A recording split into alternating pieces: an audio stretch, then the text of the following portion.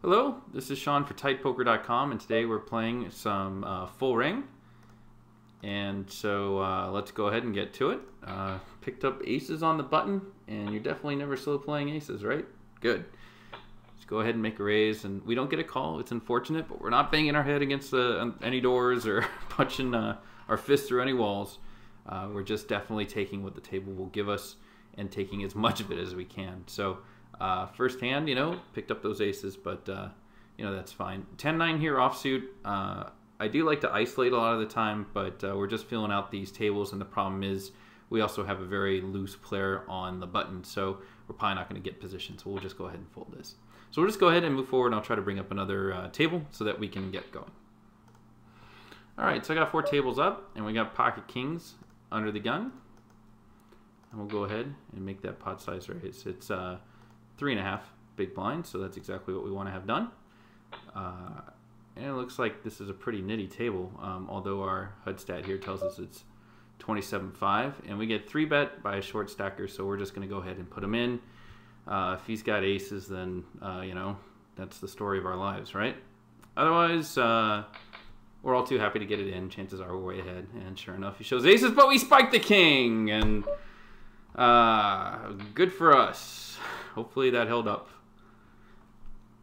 and it did. So wow, first time ever I've sucked out here on a tight poker video. I can't be more happy about it, but against an unknown opponent, getting it in with kings is always a good proposition. At worst you're 80-20, which that was definitely the case, and we definitely don't like when people limp into us here, so we're just going to go ahead and make the raise. Basically what this person is doing is limping and showing weakness when you have all the position on the board in that big blind scenario. When you're playing 50 no limit full ring, this is pretty much the level where people have figured out a little bit how to fold. You still have some ridiculous people, and we can identify them real quick. This guy at 21.5 who 3-bets 13%, we just don't have enough hands to make an assumption here. We're definitely raising this guy. 42-12, this guy is a little too loose pre-flop. He's not making enough raises, and we can c-bet this a little bit more than half pot. A lot of the time, though, he's limping with an ace, so we know right away whether we're going to win the hand or not. If he flats there, it's just, what is it other than an ace type of hand? So one way to approach that situation. And here we're definitely going to isolate with the suited connectors on the button. And we might be flipped around because I do have the tables cascaded. But it looks like we'll be multi-way with that pretty good multi-way hand, actually. And so it's a monotone flop.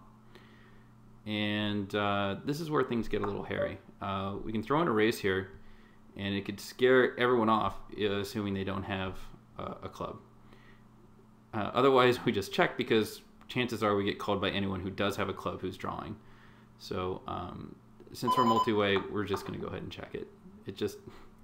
If we were heads up, I'm betting this all the time, and that's just me playing aggressively in position. But the worst thing in the world there would be to get check raised. So we'll just go ahead and make this a full $3 here. And as you can see, that's exactly what the scenario was. So it was pretty good. We didn't bet there on that monotone board. And we're checking with our sevens. It looks like we got the big blind limping for $3, and we hit top pair, top kicker. And we're going to go ahead and bet into our boat, and we're going to go ahead and bet a little less than pot with our top pair, top kicker. Go ahead and take that down, and we'll just go ahead and overbet the pot here. Hopefully he's got a 9, but it doesn't happen. We got to get value for those big hands, though. We can't just not bet, because he's got a $4 stack. We want to get maximum value for our hand, and that's definitely, getting it in against that guy, because he'll show up with an ace there a lot of the time. And chances are he was on a flush draw. Now that he's folded, we kind of know that, which is just terrible. And so this is someone that we're just He's kind of holding a seat for someone else because this guy's going to throw his money away in any minute. But this is a hand that we're going to be folding pretty soon there. So, all right, we'll wait till another hand comes up. So far, some pretty exciting stuff. It's turned out pretty well. All right, on this hand, we've got Ace King. We're going to be making a squeeze against a pretty aggressive player who raised under the gun. We don't want to go multi-way with Ace King. We definitely want to just use our position to 3-bet. And with the Broadway connectors here, we'll be isolating as well. See if there's any sort of action on other tables. We get called out of the blinds. That's terrible. And we go ahead and we hit top pair again.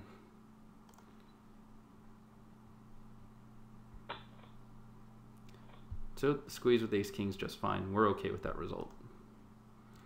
So he goes ahead and donks in for pot, and he gets called on this board. So the problem here is that we're just never ahead.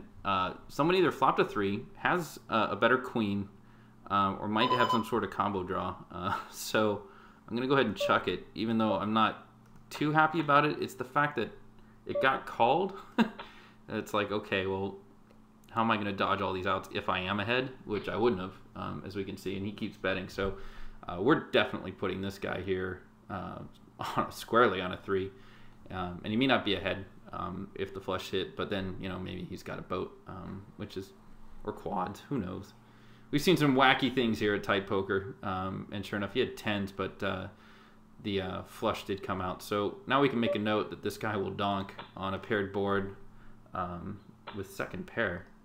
So that's a good note to have.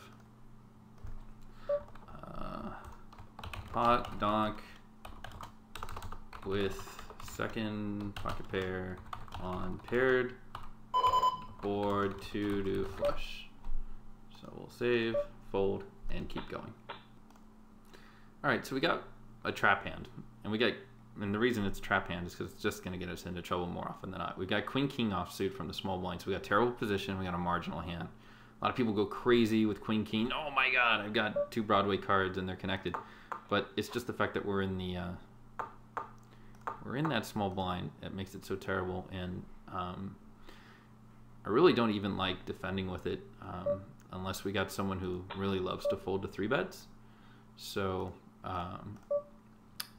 that'll just be kind of the situation here, and I just wanted to point that out, especially against we got a short player who's raising an early position, and we're just kind of continuation bet on this scary board to this guy, and that worked just fine.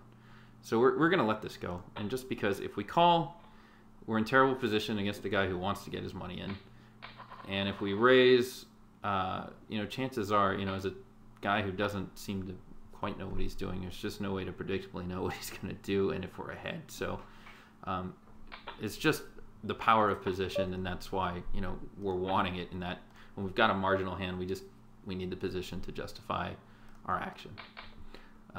Suited connectors, a little scary against the shorty, but definitely have to make a raise to attempt to steal there.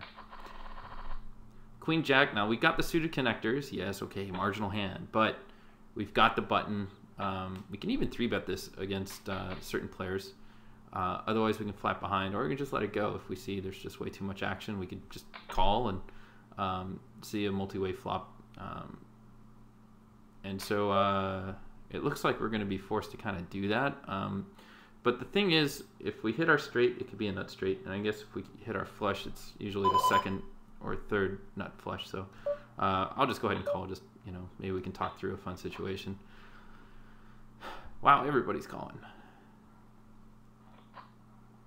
So, we flop squadouche here, and so even if it's checked all around, we can't make a bet to represent anything because we're going to get called by so much else. Like any pocket pair between kings and 5s will call, certainly at these stakes and these tables, in addition to any sort of straight or flush draw. So now we're just completely done with the hand. We just hit the check fold button.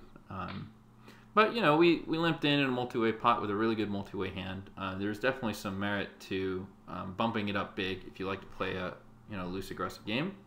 And that typically works at, the nittier tables, which you'll find not at the site I'm playing at currently, but at some of the